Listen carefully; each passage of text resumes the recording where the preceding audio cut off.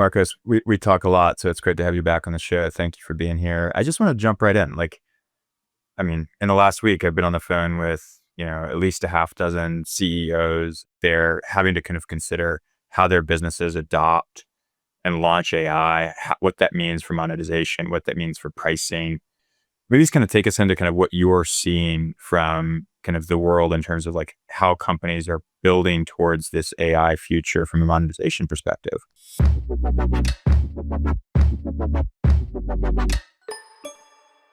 I'll tell you what, man, like there's no shortage of decisions and really critical, I think, strategic shifts that folks have to make out there. So if you feel like you're juggling and the moment you figure something out, shit's changing right after that, and now you got to shift again, there's a lot of people who would feel your pain. So here's kind of what I'm seeing. A lot of folks that I'm talking to are really having a tough time articulating, clarifying how AI fits into the strategy. They want to do it. And some of these folks I talked to, they responded to a survey that says, hey, I'm going to introduce AI as part of my strategy in the next 6 months. And I go, great. What are you going to do? And I was really surprised at some of the answers I got. We'll figure it out when we get there. We'll cross that bridge. I'm not sure. We'll experiment our way, test. We don't know. And I'm a big fan of experimentation and testing, but I think having a vision or some clarity in terms of what you want and what you want to be, I think is going to be what defines, some of the folks who kind of flail out there and don't really make a lot of progress, and folks who do make tangible changes. Here's a big framework that I like to use, right? So if you're pretty clear on who you are as a company, who you serve, all those big things, right? There's these things that aren't going to really change when it comes to the value delivered today.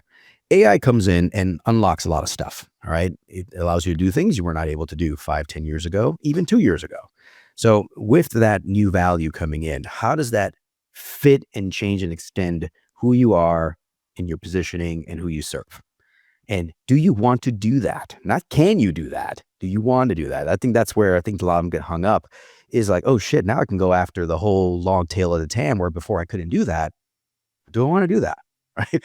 And so there's this really, I guess, soul searching and inner reflection and alignment that you have to get to figure out, not can we do it? Should we do it? And I think that's what's holding a lot of companies back. I don't know if you're seeing companies hesitating out there too, Finn. I think that's right. Like, to me, when companies get to 20 million in ARR, usually, like let's say that there's kind of like a standard deviation on either side of that. It seems like that's when like there's this big question, which is like, what is product number 2? What is product number 2 or 3? How might we go after that? Like, is the model here some hybrid of seat and usage, seat and credit? Do we try to sell this into the base, or is it a new market? And it's a new muscle to flex, especially for like a founder who might have gotten to $20 million on this core product that had all this product market fit. And now you've got this new challenge. And so I think that's kind of often where I see like the moment begin for these companies, where it starts to be like, okay, now how do we think about a multi-product world? Yeah, a multi-product. And by the way, the thing about the AI element of this thing, and I'm talking about companies, B2B, some of them have, mid or higher level ACVs, maybe more complex in sales and implementation, integration, those kind of things. And they see, okay, now we have the shiny new AI thing. Some have stepped up and decided, okay, we're going to introduce a very tangible, low risk, light, sort of dipping the toe in the water AI feature, right? And it could be like summarizing something. I'll give you a very concrete example in a minute. From there, deciding, okay, actually, we don't want to do this anymore. We want to now infuse it into our core platform and just that's who we are. That's how we roll. And I've been noticing companies like Google and Shopify, ClickUp, there's a bunch of these that started out with this very, hesitant, dipping their toe in the water, and then moving to like, we're all in on this. And I think for those listening, I don't see a way to half-ass AI. Like, either you're in or you're not, right? And from my perspective, you should be in, because this is the new way of the world and new rules of the game. And so for those that are halfway, I'm not sure, I think you need to make a call and push. I think that's going to also open up and make things clearer. But let me give you a real story of a CEO that I was talking to of a company. They're about 40 to 50 million ARR, horizontal B2B SaaS, productivity, meetings, all that kind of stuff. And he and I were having lunch, and he said to me, he goes, guess what, Marcos? I'm excited. We're finally going to release our first AI product.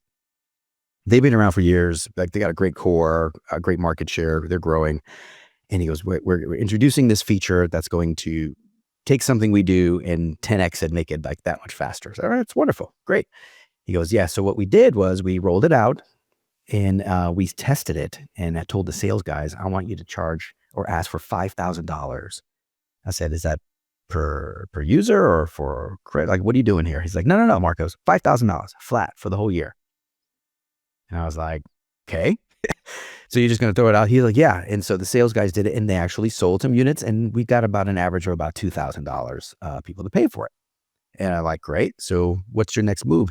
He said, oh, I'm just going to go out and sell it for $2,000 as an add-on to all my accounts. And I'm like, oh, okay. I'm like I'm biting my lip as I'm talking. I'm trying to eat my soup, right? So I'm like, all right, man. So, what else? He goes, well, we have 4 more AI features coming behind it. So I'm going to sell, what do you think of this, Marcos? I'm going to sell this for $2,000, and then I'm going to sell a bundle for all 5 for $5,000. Done. Pricing is done. And I'm laughing at him, right? And he's chuckling too, because he knows what I do. But the thing is, he was serious. He was trying to get a reaction out of me, but he was also serious, right? So let me give you a few of the big mistakes that he's making. I talked him off the ledge, by the way, but let me tell you the big mistakes he was making and what's going on here. First of all, he's charging for value too quickly. The feature just got out. The other 4 features aren't even in beta yet. And with AI, you can deliver that value a ton faster. But make no mistake, people need to feel that stuff and know it and understand it before they're willing to pay for it. So whether there's a free trial or a way for folks to come in and test it or taste it is going to be key to help calibrate and set the value. Number 2, he was doing this, something I call willingness to sell versus willingness to pay. I don't know if you ever talked about this, right? But, sometimes you give sales, a number, they go out and they'll sell it. As long as it doesn't interfere with their main quota, what they're trying to do, they'll sell for whatever they can get. Then he takes that and takes the average, which, by the way, anybody listening, the average of anything is typically wrong when you're doing pricing, and then goes out there like that, right? So the number was just way off. And number 3, he wanted to go flat, one price for the whole year. Why? Because it's simple, Marcos. I said, all right, cool. How do you feel about costs? And he goes, well, no, it's gone down over time and it's pretty low, so I'm not too worried about it. I said, all right, but you're only testing it out. You don't have the power users yet. You don't have this stuff can creep up and bite you in the ass. Like the margins can disappear quickly. And here's the worst part of it, Finn. The worst part of it is the competitive velocity around AI, so intense that guess what you're going to do? You're going to have to adopt the newer model, the better model that's going to cost you more and is going to immediately impact your economics right away overnight. So he's like, I didn't care about cost. I'm like, yeah, you don't care now, but you got to be very careful as things innovate and change, how that's going to shift. So those are 3 big, I think, mistakes that he was making that I've seen others make. And what I'm, just counseling and talking about AI and their strategies. And when you walk him off the ledge, was he welcoming of that feedback and was he humble about it, or isn't he? No, this dude, I love it. He's a good dude, not very humble, very smart, very ambitious dude. And he nodded, smiled, took my advice, but I think he's still going to try to bundle everything in. My big thing was just to layer it into the base and create some uplift opportunities in his higher tiers. That was it. But he was like, I'm all in, man. I'm like, yeah, all in doesn't mean reckless and throwing it all off the table, right? So I, that's just real when I share because it's fresh on my mind. But talking to a lot of CEOs, a lot of product leaders out there, figuring out what they want to do. You don't, by the way, have to worry about, how can I put this? The cost of getting it wrong in the software days of your end tier, SaaS architecture, like that stuff cost you several sprints, several story points. It was kind of painful to develop something, get it wrong. These days, especially with vibe coding and the ability to use AI as a partner, you can recover pretty quickly and you can produce new value pretty quickly. So I think experimentation is good, confirmatory step forward experimentation. I think is good. I think you don't need to worry too much about getting it wrong as much as you used to, because the price you pay is not as high. That's an interesting point. Let's come back. One thing you said I wanted to come back to, which is, okay, one thing I very, very regularly hear is, yeah, we're not too worried about the costs because the costs are constantly declining. How do you respond to that? Do you hear a similar sentiment? And if so, how do you respond to that? Yeah, I think you want to be, so you don't want to let costs completely dictate your pricing and packaging. You don't want to let it drive your model. But at the same time, I do think that you have to pay enough attention to the costs, but it doesn't need to be the number one driver. I would Yeah. never say that about your traditional SaaS, right? Most of your cost is fixed labor at the end of the day. The reason why I've changed my tune on this one, but before I'm like, after DeepSeek and after the big drop, I'm like, oh shit, yeah, this stuff's going to keep going down. All the investments in data centers, all the investments, folks, sharing chips and all that kind of stuff. Okay, we could probably see this curve come down. But then as I started watching how many freaking note-taking apps started coming out and the sort of competitive intensity in that cycle, I was like, wait a minute, folks are beginning to, quickly make up the gaps, right? So if you had a lead in a note-taking app, very, very quickly, the competitor caught up with their app. And the moment OpenAI put out a new model, or Anthropic or anybody, others were very quick to plug in. And I'm talking hours, Finn, like not weeks or days, like hours. Folks were plugging in and updating. And what's happening here is this innovation cycle is driving pressure. That pressure could have implications to costs, because you want to jump to the newer model that has better reasoning, better capabilities than the other one. And guess what? That model is still going to cost you, and going to cost you quite a bit. And so I would keep an eye on costs, but it would not be sort of the number one driver again, because you're going to have this cyclical, I think, cost phenomenon. I think it's going to come up, then it's going to come back down. It's like, oh shit, we got to renovate. And then you're going to get new models and then go up and it's come back down. And so there's something that I look at with AI that's a little different than SaaS, which is in SaaS, gross margin was a kind of big deal that I would watch very closely. In the AI world, I look at contribution margin. It's a little bit different, right? But it's sort of the incremental margin that you're getting. And it could be by different solution, by different capability, by model, because I think your economics are going to get a little bit messier in this world versus in the pure, steady Eddie SaaS world. That's super interesting. Another thing that you're talking a lot about that I've been thinking a lot about is the pace of iteration, and see if you agree with this. I've started making the argument to founders and CEOs that competitiveness is a function of iteration speed. I think competitiveness is a function of iteration speed. I partially agree with. Yeah, tell me where you agree. Tell me where you agree, and tell me where you challenge it. Here's where I would agree with that. That I think speed is one of the main factors in competitive intensity. When I feel like there's low competitive intensity, I think the speed to change and fill a gap or adopt is low. When I feel high in competitive intensity, I think the speed is high. Right. So people catch up quick. Right. And I think that's fine. But I think from my perspective, that the amount of the change is actually just as important as how fast it comes out. Here's why.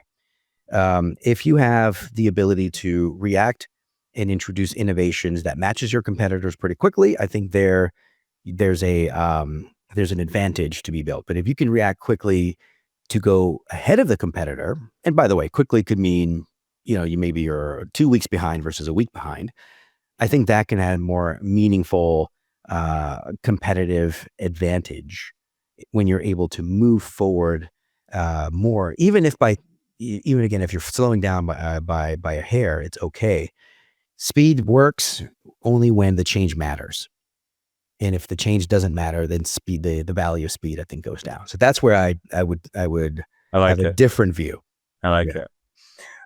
So one of the things that I've also been thinking about, so our customer base is sort of a combination of like early stage, quickly growing seed stage AI companies, and then more mature, what I would describe as growth stage companies that are often built on like a legacy, a SaaS product, but now they're launching AI. And they're trying to figure out how to like embed AI into that SaaS product. So there's kind of like an AI native camp and then sort of a SaaS native camp that is building AI on top of the SaaS. That's sort of how it started to feel to me in terms of our customer base. And one of the things that I've started asking the CEOs and the product leaders of that second group when they think about monetizing their own AI products, product number 2, product number 3 is, well, how is the company buying AI products today? And to what extent is the company embracing AI operationally on a day-to-day basis? That's probably a really interesting thing for you guys to just pay attention to as you think about monetizing your own AI products. And what's sort of notable is there's nothing very organized right now in those answers. You see some teams that are like exceptionally ahead of the curve in terms of adoption and thoughtful around what they're building in, and they're starting to write about it internally and talk about it internally and building a maturation cycle. And then you've got others where it's like really concentrated and isolated in specific teams. And one team might be afraid and the other team might be totally on board and championing. React to that a little bit. The extent to which it's a good idea for companies to really pay attention to how AI is impacting them organizationally, process-wise, culturally, to inform how they might monetize and launch their own AI products. I think that last piece is where it comes for me, which is the cultural change and shift. I've seen in all the companies I've been talking to, top-down approaches and bottom-up approaches. The top-down approaches, I can tell you, I can't count anymore how many freaking manifestos I've read that AI is the new and don't even work here if you don't even know AI and all that stuff, right? I've seen a lot of that, a little bit hitting over on the head on it. But it sort of, if you peel back a little bit, the point is like we need to change and adopt. Some cultures are much better at doing that than others, right? And we can get into that's a whole other topic in and of itself. There's the bottom-up change. That was the top-down. The bottom-up change is someone, grabbing cursor, grabbing a tool, doing this and sort of experimenting their way in. And then folks sort of organically saying like, wow, this is actually better than what we did before. Let's do this. And then sort of start building momentum from the bottom up. I personally love a little bit of both, to be honest with you. But those are the two major camps that I've been seeing. For those companies that have a core, B2B SaaS products and they're introducing AI, lots of avenues for AIs to come its way in. I think that there is no way you're going to make a meaningful change if leadership is not all on board, aligned, and bought in. And yes, well, yeah, Marcos, they should be, right? Actually, in talking to some folks, I'll talk to the CEO, I'll talk to some of their C-suites execs as well, and not all of them are always on board. Some of them would rather wait and see. Some of them think that that's great, but not for my group just yet. I kind of, we have it figured out. I've invested thousands of hours in this process. I'm not ready to rip it up just yet. Then you got the guy, let me just wait for the data and see what happens, right? So there's multiple appetites for risk and change. And that is where I think the leader needs to spend a lot of time in order to drive that alignment between their organizational leadership. And then from there, be very strategic on where you want to place your bets. The one thing that all boards when I talk to the board members, the one thing that they're most worried about is disrupting and sort of, cracking the golden goose egg here while still trying to get the AI off and running. They want to protect their base, protect the reputation, and all of the inroads that they've made while still introducing AI. But then if you get more aggressive, then you start to put in areas of risk in what you have today. The old-fashioned innovator's dilemma, right, which you see. That is where I think folks are nervous about how do we balance the two, because there's drive, there's focus, there's discipline, progress, and then there's sort of reckless abandonment and, trying to figure shit out and throw stuff on the wall. I think you want to make sure that you're in the first camp, not the second. Yeah, because if you were less conservative but not reckless, wouldn't you just be sitting here going, this is like an incredible moment of opportunity? Like we've got this cash cow. We can build all this new product far faster than we ever could. It's an opportunity to drive expansion, and maybe more important than anything is like net dollar retention right now. 100%. And here's the thing. You have, as in the B2B side, the companies that already have a core product, I think have a really interesting advantage. Now, you probably, in those two camps, you said AI native versus SaaS native with AI emerging. Which one has the advantage? I think it depends on the arena. And so when you think about who has more context right now, it's going to be those B2B SaaS companies. They have the data, they have their context, and we can argue about how good that data actually is, but they have good information and context. The AI natives have the sort of nimble ability to adjust and iterate very quickly, right? And so when it comes to speed of adoption and being able to get a low friction sort of sample of value to someone's hands, I think they have a very quick advantage as well. So it's really on the two fronts. I see a great expansion advantage here, and I see a very quick acquisition advantage on the other. Makes sense. That's what I see. Yeah. It's somebody asked me recently, like, if you could be any type of company right now in the world, what would you be? Like, would you be like, a multi-billion-dollar enterprise? Would you be a growth stage mid-market company? Would you be a high-flying early stage startup? I don't really know what I would choose, honestly, but like, I do think that mid-market company is in a really fascinating position because they do have a customer base, meaning they do have distribution, meaning they do have a real knowledge of the market, meaning they should have a relatively differentiated point of view on how to go accelerate and expand the market, and they can potentially move faster than the large enterprises. I think that's a really interesting position to be. So if you're a CEO or a CFO or a product leader at one of those companies, I just feel like it's like an exceptionally high opportunity moment. How would I react to that? I think I would pick that 30 to 50 million high growth stage as well. Maybe kind of similar to you, maybe slightly sooner. But the point is you have enough resources to invest and make decisions. You have enough customers, again, context and base, reputation. Why do I care about these things? Is because I think that you're really in the trust game when it comes to AI, right? You're trying to introduce something that I think is scary for some people who may be, excited about the opportunity, but also scared about the change. Building trust is going to be a big competitive advantage.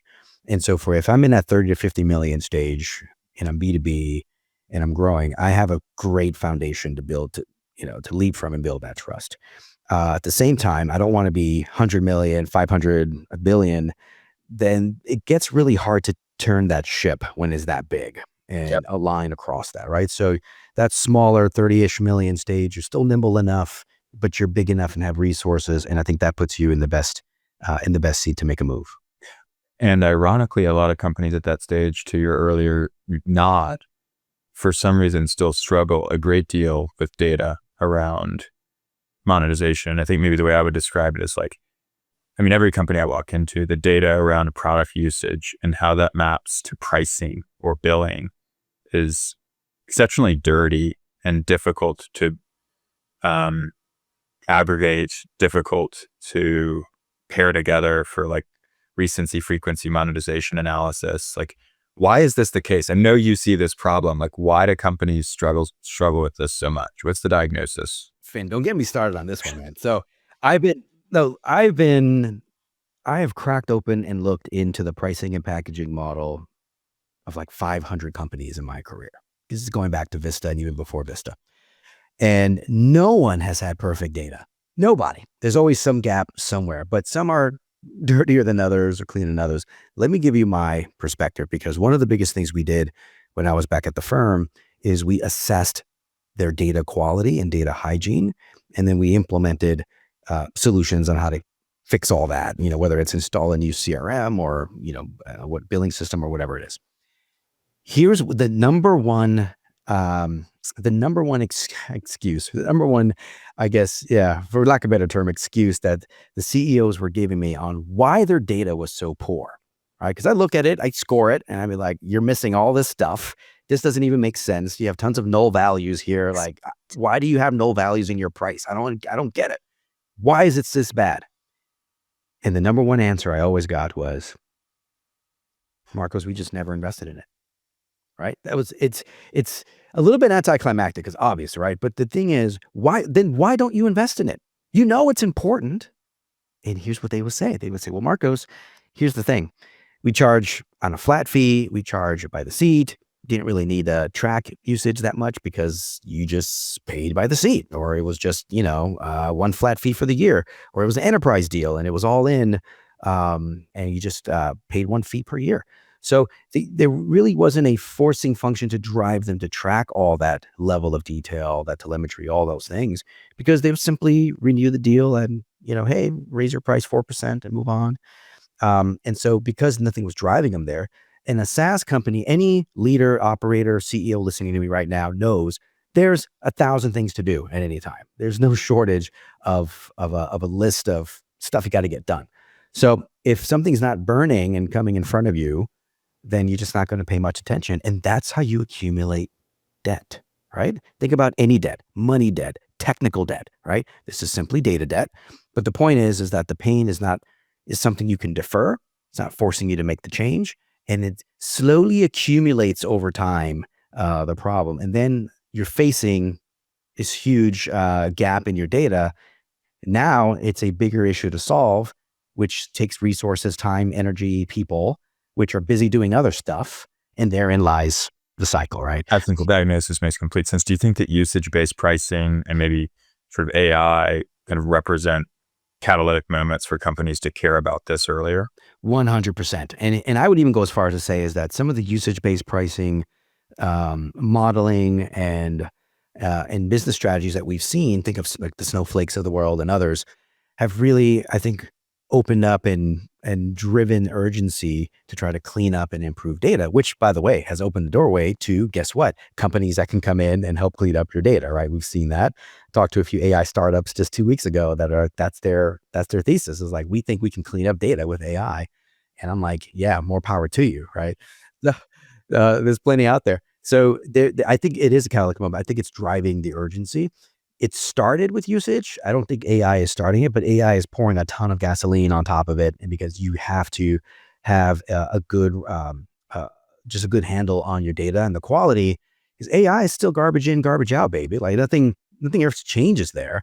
But I think from an urgency perspective, when companies are laying out their resources for the year and their bets, data cleaning and data hygiene is usually at the bottom. It doesn't make the cut. I think now it starts making the cut. So one more question on data. Maybe I'll just tell you a story. So yesterday, but at least a dozen times in the last few months, I've been on calls where people will say to me, hey, like we're tracking usage data, like we're trying to kind of get like customer journey mapping. We're trying to kind of understand where there are frustration moments. Like that's kind of what we're looking for. Is that something you can help with or guys on? And one of the things that I have started to believe based on my operating experience before Schematic is a lot of the way we have come to treat product analytics and SaaS and AI is not that useful. I mean, like it's useful to understand like if a user is like, frustrated clicking, like that's decent to understand from a UI perspective. But when you can't marry the usage of a product to what someone's paying, and then start to analyze that behavior against a cohort of users and then against a broader customer group, it's really difficult to understand ideal behavior and how that maps to value creation and leverage. And those to me feel like the key data sets that we would want. We want usage data, how that maps to pricing. That's the complete picture of the customer. If you've got the complete picture, you can operate more intelligently. That's way different than just like understanding like, did somebody click on this button a bunch of times? And I wonder how you react to that, because I find myself sort of trying to make that point in a number of conversations. I completely agree 100%. Here's what I'm seeing. When we work with a client, we ask for data, we ask for usage data. And the first thing they ask when we ask for usage data is like, oh yeah, we have analytics on what they click on and how long they've been on this page and all that stuff. And frankly, don't give a shit about any of that. I'm really more interested in integrations that they turn on. I'm interested in how many uploads that they do. I'm interested. There's a frequency and a quantity and a sequence that I'm really interested in understanding for core customer groups and personas. So that's what I really want to get, because that shows me how they're getting value, or on the opposite end, how they're not getting value. The couple key things I want to see, both lenses, the positive and the negative. So that way we can then apply that to monetization. How do we capture value? What do we monetize? What do we don't? What do we give away? What do we vent? What do we fence or limit? All those things come from the usage data. there's also correlations that can come out from that information of those people who use this tend to use that. People who do this tend to do that. And how that flows with the use cases you're solving. So you can create the right packages and the right experiences for those target audiences. Sounds like a bunch of gobbledygook what I just said, but the point is, if you don't really see usage with purpose, usage intention, I like to tie a sequence of usage from start to end of them trying to achieve something. It's a little bit harder lens, but it's much more valuable. And so I think that you're right. I think sometimes usage analytics, yep, they click this button a bunch of times, or they click this button or never click that one. To me, is very surface level and doesn't lead to real insight and impact. It's amazing too. I mean, not to like, I don't want to denigrate any platforms, but like you'll walk into, mid-market SaaS companies and they'll be using like these big expensive CSM or CRM platforms. And, the CSMs operating in these tools like have only one side of the picture. Like they might have some product analytics like pushed in from, their data warehouse or like, a tool that does product analytics, but they might be missing the billing state.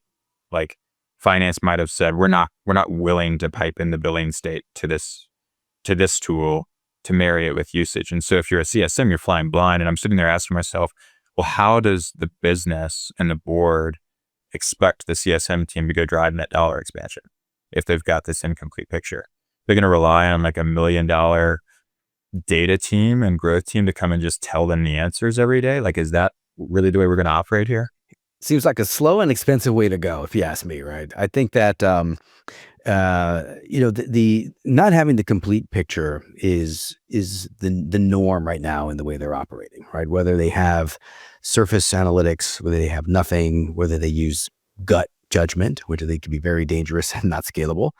From my perspective, there's, how can I put this? There's a very strong inertia that you're fighting when you're doing this, right? And typically speaking, sales inertia, product inertia, marketing inertia. And so the ability to open things up and get that additional data insight to the CSM to maybe drive a more focused and effective way to increase NRR, increase activity, the right activities for the right customers, I think it's going to be pretty challenging without, some new tool or some change in how they're organized. I think there's natural barriers is what I'm saying to that CSM getting what they need. Yeah. And maybe the reason I'm harping on it is because it's just kind of surprising. Like when you live in a world where like you can use ChatGPT and it's like the most incredible technology ever. And then you turn around and like, you can't figure out like what the customer used and how that kind of maps to what they're paying and how that might inform that. You kind of said that should be a solved problem. This should be easier. I think it's $100 million problem we need to solve, if you ask me, right? There's again, I think that there's the natural barriers for those that can figure out how to work around those natural barriers of the silos of data, of what each group is using the data for and driving towards, what data they find valuable. Those are going to be, I think, some of the bigger hurdles. In my opinion, though, I don't think it's impossible. Like I think there is a way to get that right data and tie those connections between what a customer is doing in the product, even more so now with AI coming in and how they're paying for it, and then using that as the insight to drive NRR. Like Cursor, I think has like a 250% NRR, something wacky like that. Last time I checked, it's probably higher now. I think they're very, very clear on how people use their software and how that usage ties to how people pay. And creates expansion opportunity. That's your point. Back to usage-based pricing for a second. The CEO and founder of Stripe, Patrick Collison, recently went on Twitter and he said Stripe billings platform is growing really fast because we're in this major shift from seat-based pricing to consumption models. And he then asked, what are the second-order effects of the shift from seat to usage? And I have my own thoughts. I'm curious what you would describe as the second order effects. I mean, first of all, I think the shift to from seat to consumption has been going on for years. It's just hasn't taken off as much as people thought it would. And does it feel like it is taking off now? Like it is a zeitgeist moment? How does it feel to you? Where do you feel like Yeah. we are? I'm going to go against the grain here and say not quite yet, but I think it's coming. And here's why. I think that going back to our earlier conversation about infrastructure, silos, things like that, when I talk to companies about shifting to a consumption or usage-based model, the first thing they do is they say, shit, Marcos, that's a lot of work. Is that even going to be worth it? Right? Because, and I'm talking companies that are a little more, mature in the infrastructure and where they're at today. So the change of shifting from a seat-based, simple as a pimple model to a consumption model, there's a big gap there. No one knows that gap better than you. I know this, right? Um, Also never heard simple as a pimple before, and I love the big thing here is that I think Patrick's right. I think that there's a shift happening. What I would temper and maybe, have a slightly more modest view is that the shift's already going on. I think that the ability to charge AI, and you got all these models around credit-based systems, and you got all these different usage-based. Some even trying to do an outcome-based model per chargeback or per transaction or per personalized email or whatever that is. And I think that is driving up some usage base.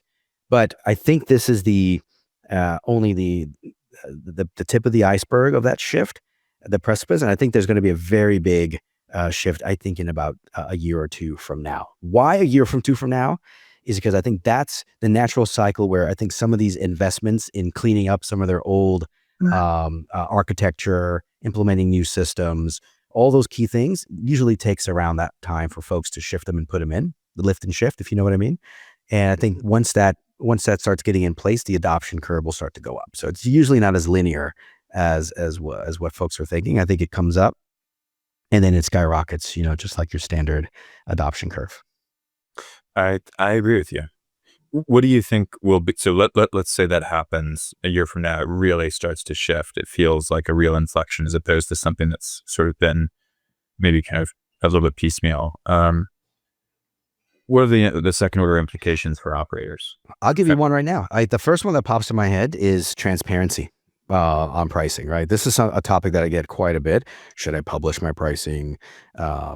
Should we give like a pricing calculator on the website? All those key things. Let me give you my direct point of view on price transparency and publishing. So I think people don't like to feel like they're getting suckered and paying a higher price than they should. And I think people don't like talking to salespeople and feeling like they're getting sold. People like to understand, here's what I get, here's what I pay, and here's what this means. Now, in the past, I've come out with, you ever heard of my landscaper versus lawnmower analogy, right? So the lawnmower, the outcome is very, very clear. The steps, everything very clear basis for comparison. You want price transparency with the lawnmower. But someone doing a landscaping project that can have so many different ways to customize your property, to change things, to add all the elements that are unique to you, oftentimes it's harder to do transparency because of all the different contexts and changes that you need. So if you're a lawnmower product, then be transparent and don't hide anything.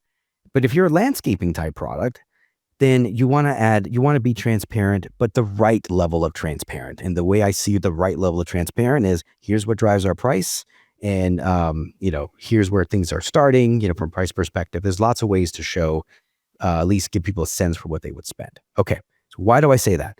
Because in the world of AI, in the world of driving more usage-based consumption, people need to understand what they're going to pay, and they're going to, and have a sense for what that looks like.